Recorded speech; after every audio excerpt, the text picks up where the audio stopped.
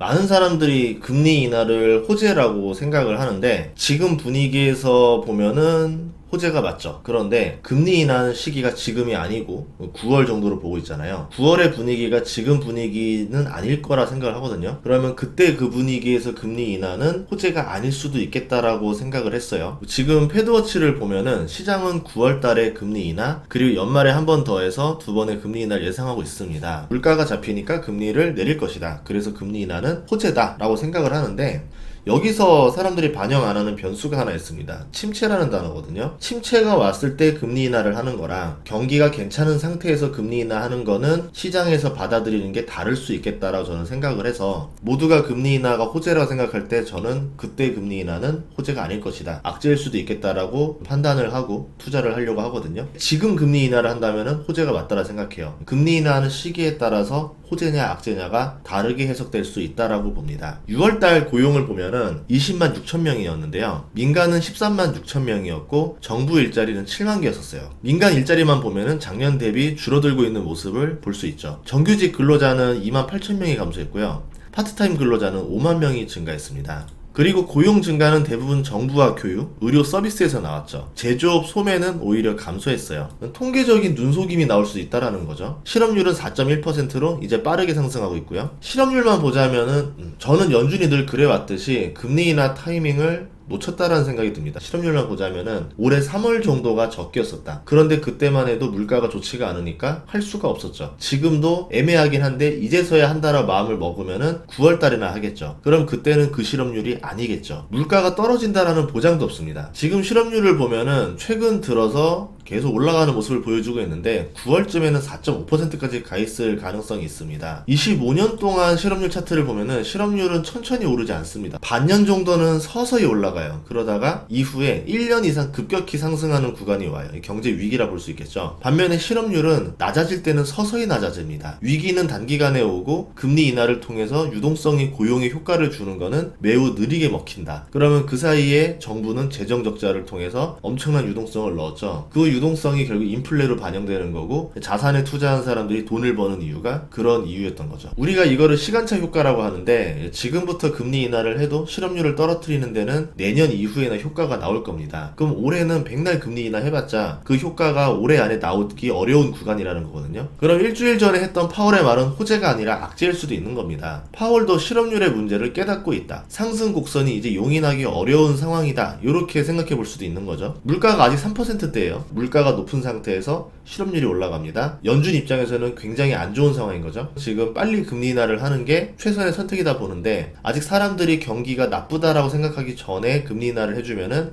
이게 조금 더 소비 효과로 빠르게 들어갈 수 있습니다. 물가가 하락할 거라 베팅하고 과감하게 금리 인하를 해주면은 침체 충격을 줄여줄 수가 있겠죠. 본론으로 돌아가서 금리 인하가 호재냐 악재냐는 시장의 기세에 따라서 달라진다 말씀드리고 싶은데요. 장사가 잘 되는 옆가게가 급한데 1,000만 원만 빌려주세요. 이거랑 불황이 오고 나서 그 가게가 어려워진 다음에 나 알죠? 과거에 돈 좀 잘 벌었으니까 1,000만 원만 빌려주세요. 이렇게 빌린다고 하면은 안 빌려줄 수 있다는 거죠. 결국 호황이냐 불황이냐에 따라서 돈을 빌려줄까 말까를 결정하게 되는 거거든요. 은행 입장에서는요. 그런데 침체가 왔어요. 장사가 안 된대요. 실업률도 올라가요. 기업들이 어렵다고 합니다. 사람들이 지갑도 안 열어서 소비도 안 해요. 그런 상태에서 민간은행 찾아가가지고 금리가 내렸으니까 싸게 대출해주세요라고 하면은 민간은행에서 대출해줄 리가 없죠. 저 사람이 돈을 갚을 수 있는 사람인가 아닌가를 더 꼼꼼히 따지겠죠. 우량한 고객들한테는 서로서로 돈을 빌려주려고 합니다. 은행 입장에서는 지금 돈을 떼이냐 안 떼이냐가 더 중요한 상황이지 이자를 많이 받냐 조금 받냐가 중요한 상황이 아니에요. 그래서 우량한 고객들은 돈이 필요 없다고 하는데도 제발 돈 좀 쓰라고 돈을 막 넣어주고 싼 이자로 주는 거죠. 정말 힘든 고객들한테는 돈을 안 빌려줍니다. 이자를 많이 주겠다 뭐 한다 하더라도 안 해주죠. 아니면은 굉장히 높은 이자로 돈을 빌려줘서 마진율을 확 올려가겠죠. 결국은 침체가 오고 금리가 떨어진다 한들 어려운 사람들 입장에서는 효과를 보기가 더 어려워요. 차라리 경기가 괜찮은 상태에서 금리 인하를 해주는 게 훨씬 더 서민들을 위한 일이 됩니다. 중앙은행의 유동성을 받아서 시중은행이 결국 돈을 빌려줘야 되는 구조인데 직접 돈을 꽂아줄 수가 없잖아요. 그 와중에서 돈이 경색되는 일이 벌어진다는 거죠. 그래서 3월이나 지금이라도 금리 인하를 하는 게 빠르게 효과를 볼 수 있다라고 말한 이유가 그런 이유였었습니다. 그러니까 지금 주면은 건강한 몸 상태에서 정맥 주사를 놓으니까 되니까 사람들이 아프기 전에 다시 회복이 되는데, 실업률이 치솟는 구간에서 금리 인하를 하면은 이제는 어렵지 않겠는가, 효과도 느리게 나오고 이상하게 가겠죠. 어려운 사람들, 국민들, 기업들한테 돈이 들어가면은 돈이 필요한 데 쓰이기 시작합니다. 소비를 바로 늘려주고 고용을 늘려주는 효과가 바로 날 수가 있어요. 그런데 우량 기업들한테만 돈을 빌려주고 불량 기업들한테 돈을 안 빌려주면 어떻게 될까요? 우량 기업들은 지금 투자를 하고 싶지 않아요. 막 사방에서 망하고 있다는데 누가 그럽니까? 사람들을 뽑지도 않겠죠. 고용이라던가 어떤 투자 효과가 하나도 없어요. 이 돈 가지고 다시 부동산이라던가 뭐 주식이라던가 이런 데 투자를 해서 수익을 내려고 하겠죠. 결국은 자산 가격들만 올라가지 이게 실제로 유동성을 늘려서 고용과 소비를 활성화하는 데는 굉장히 느리게 나타난다는 겁니다. 시간이 한참 지나고 나면은 결국은 회복을 하겠죠. 사람들 망하고 가게들 다 망하고 나서 바닥을 찍고 나면은 사람들이 회복을 하는 구간이 도래하는데, 그 구간일 때 그제서야 받았던 돈으로 투자를 하고 고용을 늘리겠죠. 효과가 상당히 늦게 나온다. 시간차 효과가 발생한다. 그런데 시장에서는 지금 그런 시간차 효과는 하나도 생각하지 않고 당장이라도 금리를 내리고 유동성을 늘리면은 바로 기업과 가게가 살아날 거다, 고용이 올라가고 실업률이 줄어들 거다, 이렇게 판단을 하고 있는데 지금 시간차를 고려하지 않은 게 아닐까라고 생각을 하고 있습니다. 이 구간이 도래하면은 은행들도 마진이 줄어요. 은행 입장에서는 우량 고객에게 싸게 하는 것보다는 불량 고객에게 많이 대출해주고 회수율이 높은 게 제일 좋거든요. 호경기가 와야 은행도 돈을 버는 거지, 침체가 온 상태에서 금리 인하한다고 은행이 좋아지는 건 아닙니다. 보유한 채권 가격이 올라오니까 좋을 수도 있다라고 하는데, 이번에 봤듯이 금리가 올라가는 구간에서 은행주들이 더 많이 올랐지 금리가 떨어지는 구간에서 더 많이 오르진 않을 거라고 봐요. 조만간 침체가 올 수 있는 근거들은 여러 가지가 있는데요. 그동안 고용과 소비가 좋았던 거는 미국의 재정 적자와 과거에 낮은 이자로 받았던 고정금리 대출 때문에였다고 생각을 하거든요. 미국은 감당할 수 없을 정도로 재정 지출을 늘렸습니다. 처음에 빚을 내면 소비 여력이 생겨요. 이 돈이 국민들에게 복지로 들어가고 소비를 좋게 만들었죠. 긴축을 하면서 재정 적자를 늘리니 당연히 고금리와 호황이라는 아이러니가 발생합니다. 대부분 아이러니들의 특징이 뭐냐면 오래 못 간다는 거예요. 일시적인 현상이에요. 누적되는 이자들이 발생하면서 그렇게 재정 적자를 낼 수가 없게 되겠죠. 코로나 초기 대비 벌써 2배나 많은 이자를 내고 있습니다. 그리고 시간이 지날수록 이 이자는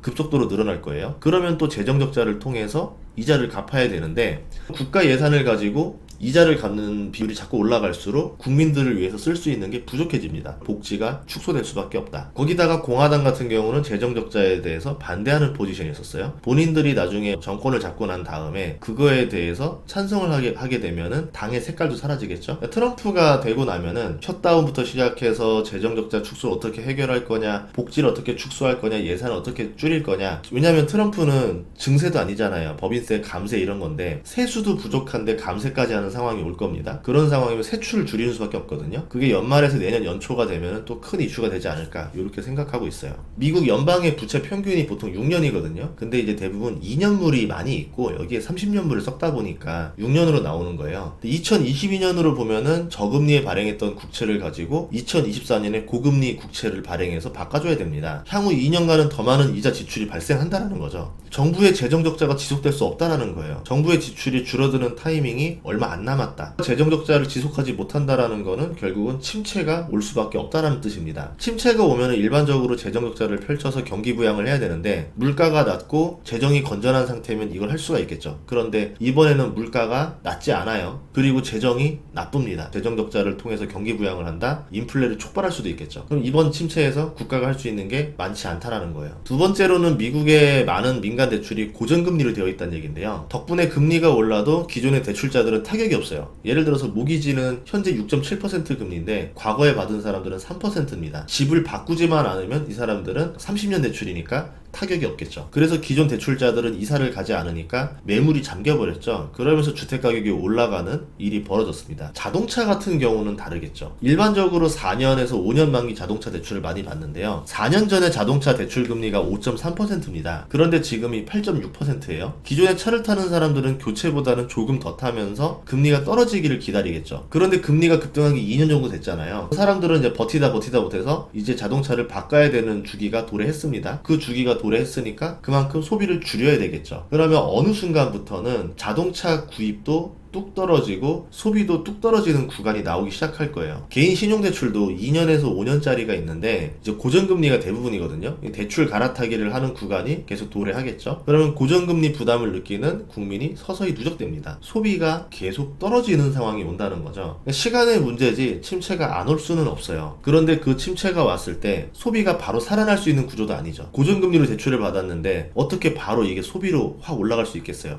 그런데 지금 시장에서는 금리를 내리면 소비가 바로 살아나고 고용이 바로 살아날 거다라고 잘못 생각하고 있는 게 아닌가, 이런 생각이 듭니다. 소비와 고용 지표를 보면은 이제 신호가 나타나고 있는데 지금 미국의 실업률이 4.1%로 올라왔잖아요. 근데 러스트벨트 지역 실업률을 보면은 굉장히 빠르게 올라가고 있습니다. 자동차, 철강 같이 이제 제조업들이 많은 곳인데 제조업이 심장이 무너진다는 거죠. 그만큼 소비가 위축되니까 제조업이 어려워진다라고 볼 수 있겠죠. 이 트럼프든 바이든이든 여기를 살리기 위해서 극단적인 공약을 낼 수밖에 없어요. 왜냐면 여기 민심이 금이 가기 시작했거든요. 그리고 연준도 고금리를 오래 버틸 능력이 없습니다. 그런 점에서 금리 인하가 오기는 올 건데 그게 증시에 좋은 건지 나쁜 건지는 모르겠다. M2 증가율을 보면은 M2가 감소세가 줄었습니다. 1년 정도 그렇게 됐죠. 그러면서 증시가 같이 올랐는데 결국은 시장의 유동성이 증시를 올린다의 개념으로 보자면 이렇거든요. 근데 M2 증가율이 멈췄어요. 지금 한 3달 가까이 0.5% 정도에서 멈췄습니다. 근데 미국의 원래 M2 증가율은 6% 정도가 나와야 돼요. 물가 상승률보다 M2 증가율이 훨씬 더 높아야 됩니다. 그런데 지금 물가는 더 빠르게 올라가고 M2 증가율은 0.5에서 멈춘 상태. 보통 M2 증가율이 멈췄을 때 특징이 뭐냐면은 변곡점일 때가 많아요. 보통 M2 증가율이 가속되거나 감속되는 것밖에 없거든요. 보통 이렇게 멈췄을 때는 방향이 바뀔 때예요. 만약에 여기서 M2가 떨어지기 시작한다? 침체가 왔다라고 봐야 되겠죠. 그러면 연준은 진짜 많은 유동성을 공급을 해줘야 됩니다. 그런데 지금 그 능력이 안 된다라는 거죠.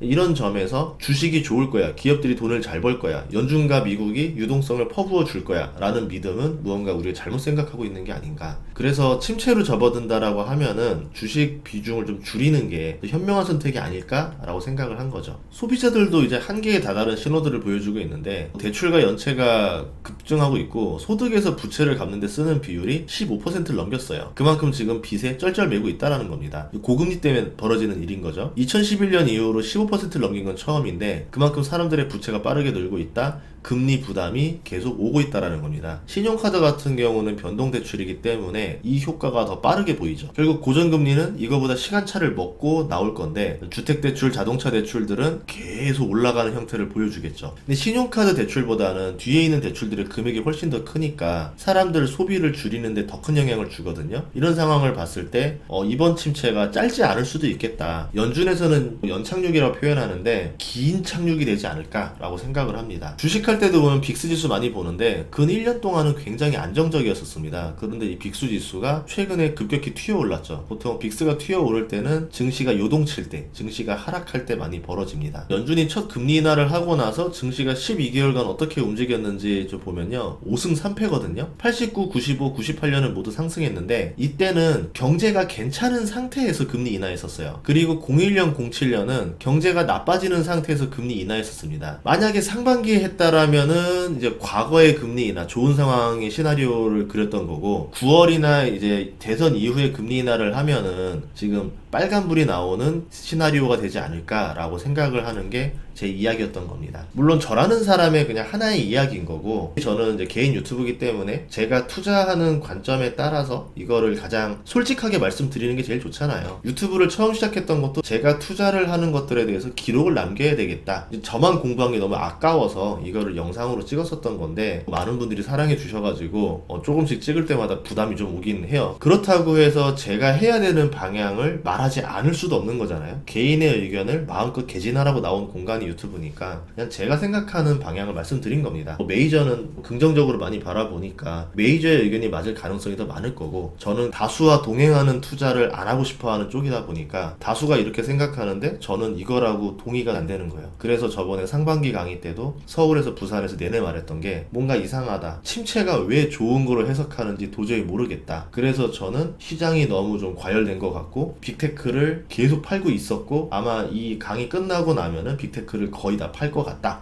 라고 말씀드렸었던 겁니다. 뭔가 뜨거운 분위기라 잠깐 피하는 게 낫겠다 라고 생각을 했던 겁니다. 다음 시간에도 좋은 정보로 찾아뵙겠습니다. 구독과 좋아요, 알림 설정 부탁드리고요. 다음 주 증시도 좀 변동성이 많을 것 같은데 잘 지켜보도록 하면 좋겠습니다. 다음 시간에 뵙겠습니다. 고맙습니다.